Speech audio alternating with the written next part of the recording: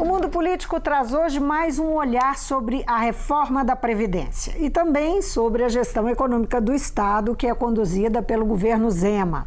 Eu converso com o deputado Celinho Sintrocel, do PCdoB. Bem-vindo, deputado. Bem-vindo, eu que agradeço, quero cumprimentar todos os telespectadores da TV Assembleia e é sempre um prazer estar aqui, Vívia, falando com esse público maravilhoso de Minas Gerais.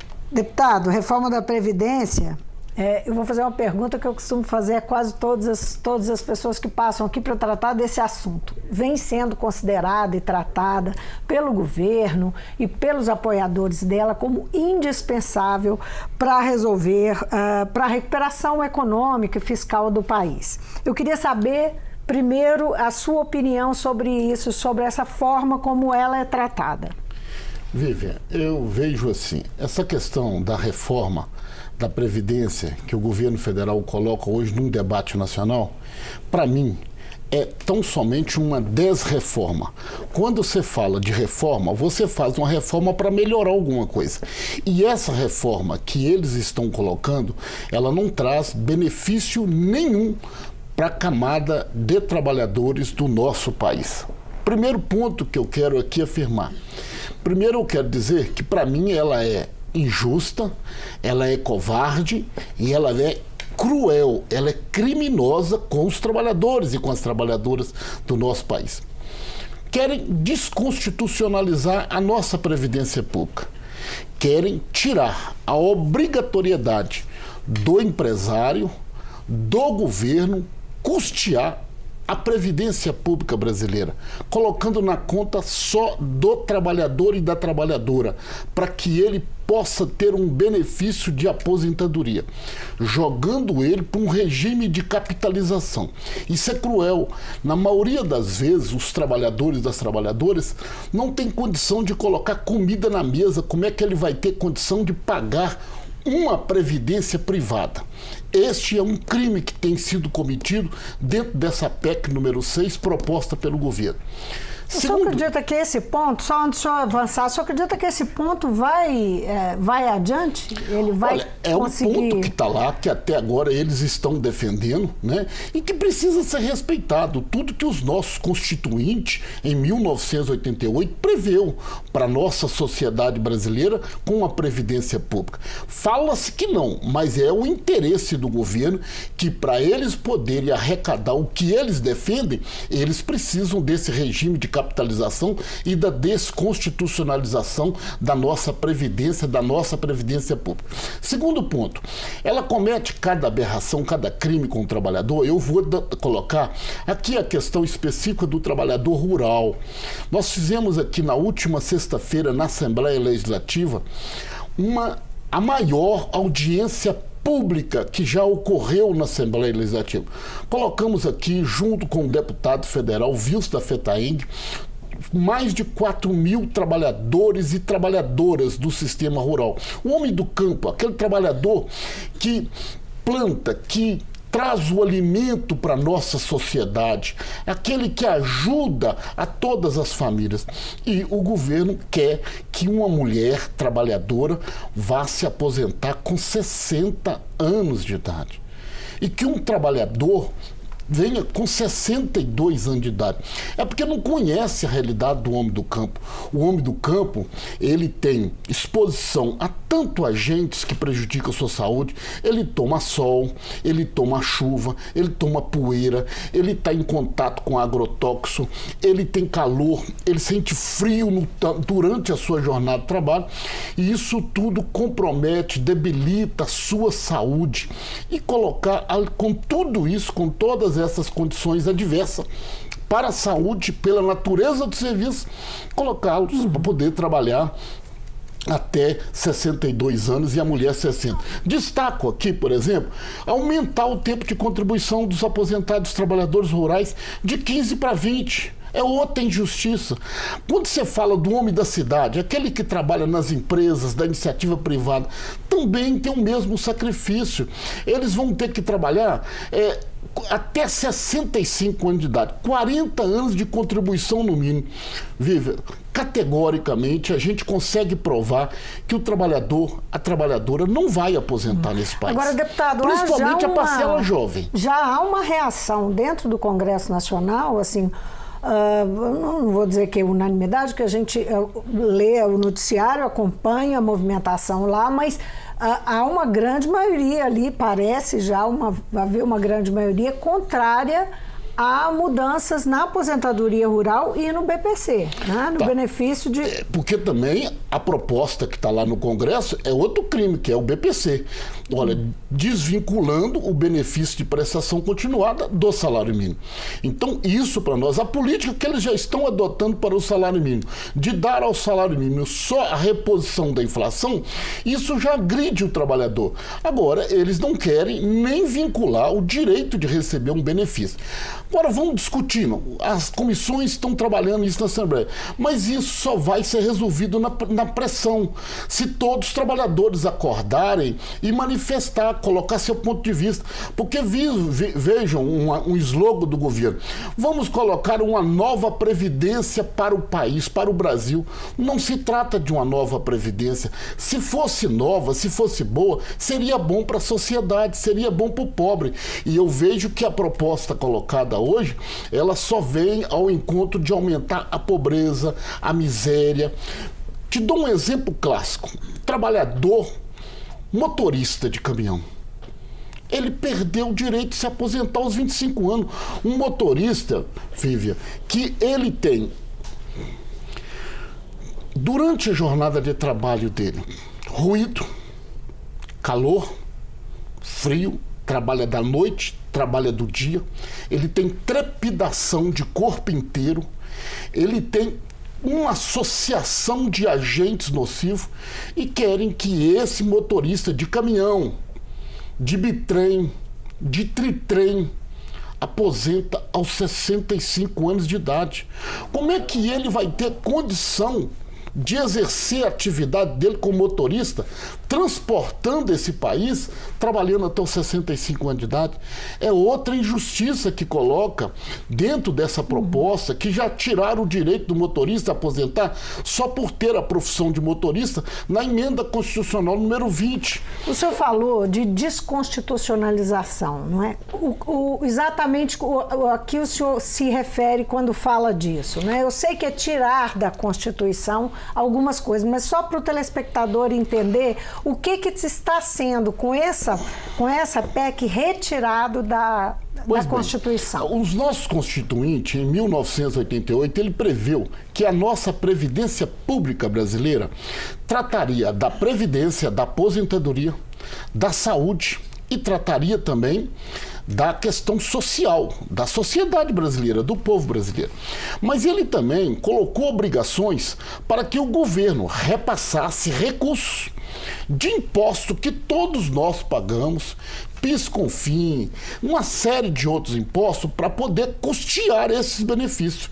Com a desconstitucionalização, não será obrigado, não passará a ser obrigado a repassar. Já não repassa, porque eles retiram o direito da Previdência. Por isso que eles falam que a Previdência é deficitária. Ela não é deficitária.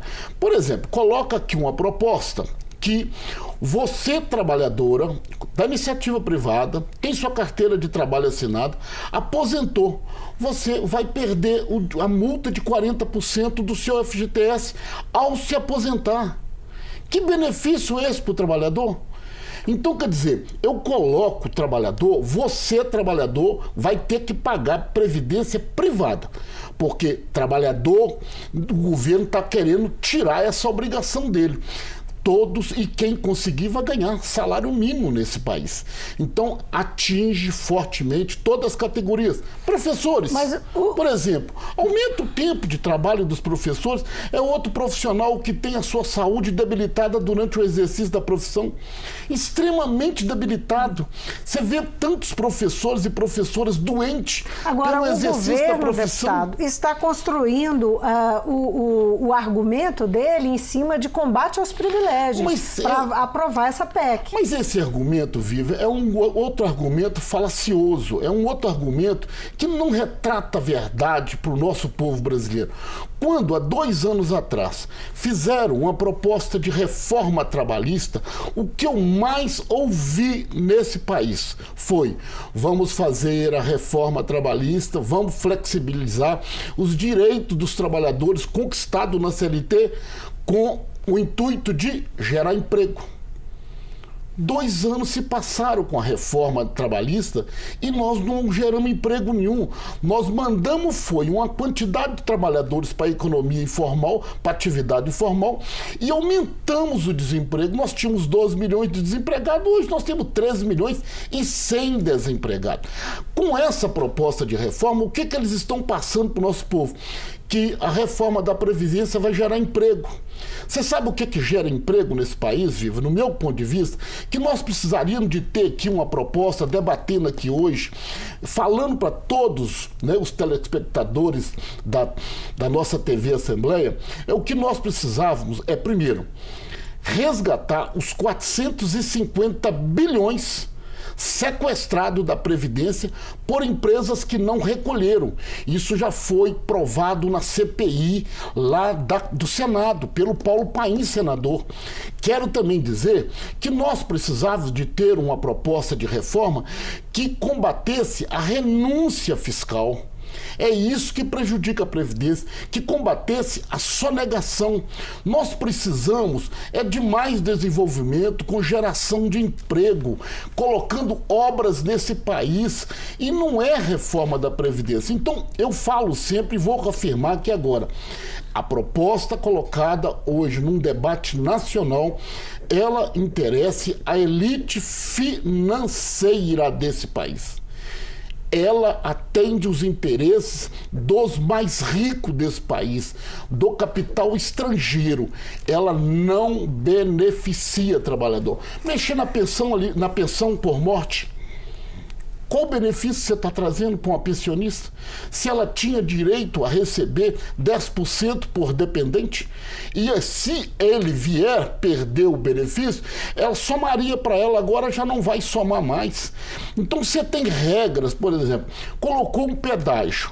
Você está faltando 2, 3 anos para trabalhar, para aposentar. Com a legislação atual, você tem que pagar um pedágio. Um pedágio para você vir, então você tem que contribuir mais. Para que isso? Disseram que a reforma da Previdência ia acabar com os privilégios desse país. Qual o privilégio que acabou, Vivi? Qual o privilégio? Quando eles falam que isso, eles estão se referindo especialmente aos servidores públicos, especialmente aqueles servidores públicos que são mais bem remunerados. Mas tem muita gente que é bem remunerado, tem muita coisa que precisa acabar com esse país, não é só com reforma previdenciária. Primeiro, que a meu ver, por que não fazem a reforma tributária primeiro, antes da reforma da Previdência?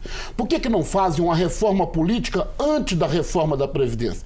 Se tem que fazer adequação na Previdência, que faça. Vamos corrigir todas as distorções, mas tirar direito de trabalhador, o que ele conquistou ao longo dos anos, isso é impossível, nós não podemos compactuar com isso. E essa sociedade, ela está entendendo que está reformando, mas até a cultura do povo brasileiro, Vivian, é uma cultura de que se ele pudesse hoje, a cultura do povo brasileiro, se ele pudesse cortar do seu contra-cheque o desconto da Previdência, ele cortaria. Porque ele precisa daquela receita para sobreviver, para ele ter uma qualidade de vida melhor. É porque ele não tem uma cultura formada, eu vou precisar da Previdência lá no futuro. Quantos, ao você analisar um benefício, uma instrução de um benefício para ele, se ele está próximo de aposentar, aí você vê aquela crise ali, naquele momento de crise que o país passa. Tem várias crises que o país já passou, vem passando, e que ele ficou 2 anos, 3 anos desempregado. Essa reforma está me garantindo que não vai haver crise mais no país. Não vai ter crise de natureza nenhuma, e que aqui sempre vamos ter aqui um país, um Brasil que só vai gerar emprego. E se tem um jovem hoje com 15 anos, 14 anos, ele vai ter a carteira de trabalho dele assinada com 14 anos e vai chegar até os 65 sem anos os buracos, sem né? nenhum intervalo, sem nenhum percalço. Isso tudo também é uma falácia. Então, quando você fala, se eu for aposentar com 65, primeiro que você não vai aposentar com 65 anos. Você não vai porque você é uma parcela da sociedade muito pequena que tem essa condição de ter o primeiro emprego e ir com ele em carteira assinada contribuindo. Porque quando ele perde o emprego, eu não consigo contribuir autônomo, porque eu não tenho poder aquisitivo, eu não tenho salário, eu não tenho renda para mim poder pagar a contribuição autônoma. E quantos milhões de trabalhadores nós temos nesse país hoje, Vivian, que está na informalidade, sem carteira de trabalho, sem contribuição? E aí me pergunto, a reforma trabalhista vai somar para ajudar as pessoas poder se aposentar? Ela só vai prejudicar também, porque não traz nenhum benefício para o trabalhador e trabalhadora. Quem está pagando a conta dessa reforma? O povo. Trabalhador e trabalhadora desse país. Deputado, o assunto é apaixonante, mas nós precisamos conversar um pouquinho também sobre as nossas questões estritas a Minas Gerais. Vamos lá? Com certeza. O governo Zema completou 3 meses de mandato sem conseguir votar a reforma da Previdência que ele propôs. Na sua a reforma administrativa que ele propôs, qual que é a sua avaliação dessa reforma e do clima que existe hoje na Assembleia para votar ou não a reforma? Primeiro é o seguinte, há um clima instalado na Assembleia e a gente tem acompanhado, né, de falta, uma necessidade maior de diálogo do governo com o Parlamento Mineiro. Isso precisa ser destacado. Quanto à reforma administrativa apresentada a nós, deputados, aos blocos, né, nós já fizemos uma análise da reforma. Primeiro, eu faço uma crítica nessa proposta de reforma, porque é o seguinte, a reforma, para mim, ela tinha que trazer uma proposta no que eu também acabei de falar em relação à reforma da Previdência. É combate à sonegação, combate à renúncia fiscal, trazer mais desenvolvimento, geração de emprego para Minas Gerais. Eu acho que o caminho que nós temos para sair dessa crise é esta. Agora, não concordo com o que está na reforma de acabar com a escola de saúde pública. Não tem lógica alterar o que está funcionando bem e que é um exemplo hoje para todos os estados, é que ajuda o serviço público. Não concordo. Uma reforma administrativa que está se propondo só cortar cargos, cortar empregos, cortar salários. Bom, vem com proposta de fechar unidade de UAI. Vivian, é o serviço público mais bem aprovado pela sociedade mineira. Você vai lá para requerer um seguro-desemprego, você vai lá para requerer um atestado de bons antecedentes, uma identidade, uma carteira profissional. Você busca todos os tipos de serviço que um cidadão precisa e que ele, na maioria das vezes, não tem essa capacidade de entrar, de usar todo o processo hoje que informatizado. Ele tem que a necessidade de ir a algum lugar para alguém resolver para ele. É um dos serviços mais bem apresentados. Só está se falando em fechar a unidade do AI. Aí eu coloco aqui dentro dessa proposta de reforma que eu estou... É outra coisa que eu não consigo entender. Como é que eu vou falar em reforma administrativa e fechar escola de tempo integral? Que proposta é essa? Que benefício eu estou trazendo para a minha sociedade? Eu estou simplesmente cortando salário, cargos de servidores que estão ensinando, educando, preparando Minas Gerais para enfrentar o futuro. Não, eu tiro a escola de tempo integral, diminuo ela com uma justificativa que eu tenho que economizar, porque eu estou gastando muito com alimentação. É outra crueldade, porque você vai criar um outro sistema, você vai colocar essas crianças onde? Ela não tem espaço de lazer. A mãe saiu para trabalhar, o pai saiu para trabalhar para sustentar. Você vai jogar essas crianças na rua. Você não vai educar essas crianças, essa juventude, preparar Minas Gerais. Como é que eu posso concordar com redução de escola de tempo integral? Acabar com bolsas de estudo da FAPEMIG. é outra coisa que eu já debati, não concordo, não consigo ver. Agora a oposição vai conseguir reverter nessa proposta, na votação, esses aspectos que o senhor levantou? Vivian, nós estamos avaliando, nós estamos discutindo. Nossa proposta, eu quero deixar muito claro aqui que eu sou deputado do PCdoB, eu sou do bloco da oposição, mas de maneira nenhuma eu nunca vou defender o quanto pior, melhor. Minha proposta não é essa. Minha proposta é ouvir isso do governo. Fiquei assim, esperançoso. Olha, nós temos que esquecer tudo que passou. Não adianta eu ficar falando que eu peguei o Estado com esse déficit, com essa falta de recurso. Não adianta. Nós temos que ser agora... Você ouviu isso do governador? Eu ouvi isso do governo. Nós temos que ser muito propositivo. Nós temos que ser inteligentes. Nós temos que colocar proposta que possa fortalecer segurança pública, educação, infraestrutura, saúde. Vivian, nós estamos numa situação de colapso. Eu colocar dentro dessa situação que nós estamos vivendo e que está dentro da proposta da reforma de enxugar, servidores do IPSENG do interior do estado sem atendimento hospitalar. Pessoas morrendo, vai para a porta do hospital porque os hospitais não estão atendendo por falta de recebimento. Mas eu sequer não tenho uma proposta para falar com aquele prestador de serviço do IPCEI. Olha, eu reconheço que o Estado deve, mas eu vou pagar o que eu estudo agora e vou construir um calendário de pagamento com você daqui para frente para não tirar esse benefício do cidadão, do servidor público. Qual que é a valorização? Quando eu falo que a gente tem que ter proposta para a gente poder construir um Estado melhor, gerando emprego, gerando segurança, gerando saúde, gerando educação, com propostas assim, estudos, proposta científica, inteligente, e sem esquecer desse trem, olha, não se trata de nova política ou de velha política. A gente tem que ser adepto da boa política. E a boa política é o povo quer. O povo está querendo o quê? Essas políticas públicas essenciais para a vida de qualquer ser humano. Agora, as contas têm que ser equilibradas, não é? Concordo que tem que ser mesmo, eu concordo. Agora, é muito claro, Vivian, quando você pega as contas, quando você começa a ver um momento crescente das dívidas do Estado com o prestador de serviço, isso tudo foi o tratamento desleal que o governo federal teve com Minas. Pois é, aí entra o argumento do governador que precisa ser feito um acordo de recuperação fiscal. Concordo que faça. É um acordo que vai provocar sacrifícios, que vai exigir algumas coisas. Mas eu, por exemplo, eu sou a favor de fazer aí o entendimento, o acordo de recuperação fiscal. Mas vamos colocar na mesa, discutir a questão da Lei Candir?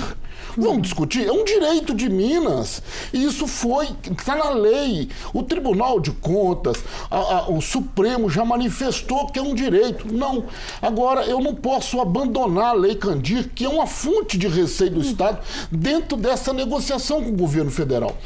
Se o governo federal quer, olha, eu vou fazer mais repassos para o Estado, mas eu quero que vocês adotem uma política dessa. Nós temos que conhecer essa proposta. Agora, até agora que a gente consegue ouvir, falar, é que vai privatizar, é que vai congelar salário de servidor público, é que vai retirar mais direito.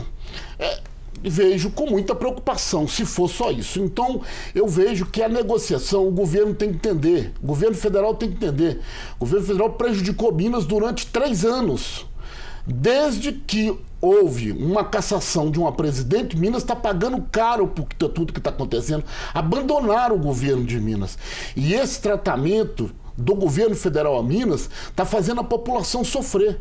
Então nós temos que discutir com muita firmeza, com muita propriedade, colocar na mesa toda a realidade e dizer para o governo federal: respeitem Minas, nós somos hoje o 2º colégio eleitoral desse país.